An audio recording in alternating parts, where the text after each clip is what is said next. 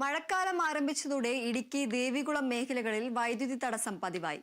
ചില ദിവസങ്ങളിൽ മുഴുവൻ സമയവും വൈദ്യുതി ഇല്ലാത്തത് സർക്കാർ ഓഫീസുകളുടെയും ആശുപത്രികളുടെയും പ്രവർത്തനത്തെ സാരമായി ബാധിക്കുന്നുണ്ട്. മേഖലയിൽ സ്ഥിരമായി മരം വീണ് വൈദ്യുതി പോസ്റ്റുകൾ ഒടിയുന്നത് KSEBിക്ക് തലവേദനയാവുകയാണ്.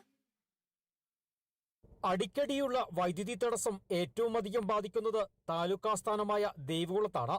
വിദൂര സ്ഥലങ്ങളിൽ നിന്ന് ആളുകൾ വിവിധ ആവശ്യങ്ങൾക്കായി താലൂക്ക്, വില്ലേജ്, ട്രഷററി, RD ഓഫീസുകളിലേക്ക് എത്തുമ്പോൾ വൈദ്യുതി ഇല്ലാത്തത് മൂലം ഓൺലൈനായി ലഭിക്കേണ്ട സേവനങ്ങൾ ലഭിക്കാതെ വെറും കൈയോടെ മടങ്ങേണ്ട അവസ്ഥയാണ് പൊതുജനങ്ങൾക്ക്. കൂടാതെ സർക്കാർ ആശുപത്രിയിലെ പ്രവർത്തനവും അവതാളത്തിലാവുകയാണ്.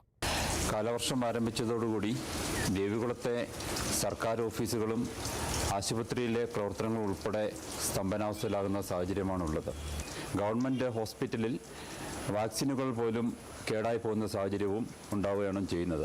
ജനറേറ്റർ വാടകയ്ക്കെടുത്ത് പ്രവർത്തിപ്പിച്ചാണ് ആശുപത്രിയിലെ വാക്സിനുകളടക്കം അധികൃതർ സൂക്ഷിക്കുന്നത്. മഴക്കാലം ആരംഭിച്ചതോടെയാണ് ലൈനുകൾക്ക് മുകളിൽ മരക്കൊമ്പുകളും മരങ്ങളും വീണും മറ്റും വൈദ്യുതി തടസ്സമുണ്ടാകുന്നത്. KSEB അധികൃതർ ലൈനുകളുടെ അറ്റകുറ്റപ്പണികൾ പൂർത്തിയാക്കി തിരികെ മടങ്ങും മുൻപേ മേഖലയിൽ വീണ്ടും മരം വീണ് വൈദ്യുതി പോസ്റ്റുകൾ ഒടിയുന്നത് നിത്യസംഭവമായി മാറുകയാണ്. ദേവികുളത്ത് അടിക്കടി ഉണ്ടാകുന്ന വൈദ്യുതി തടസ്സം സർക്കാർ ഓഫീസുകളിലെ പ്രവർത്തനത്തെ സാരമായി തന്നെ ബാധിക്കുന്നുണ്ട്. കൂടാതെ ആശുപത്രിയിലെ വാക്സിൻ അടക്കം നശിക്കാൻ കാരണവുമാകുന്നുണ്ട്.